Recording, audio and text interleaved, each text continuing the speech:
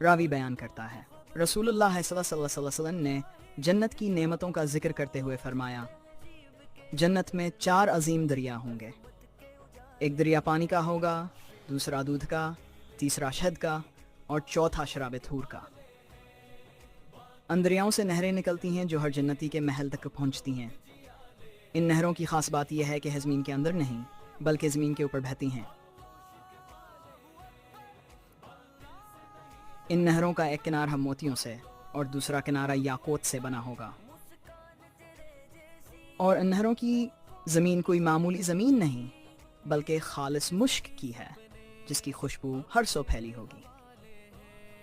تصور کریں ایسی نہریں جو نہ کبھی خشک ہوں، نہ کبھی میلی ہوں، نہ ان میں کائی، نہ گندگی، بلکہ خالص پاکیزہ اللہ کی رضا کی علامت۔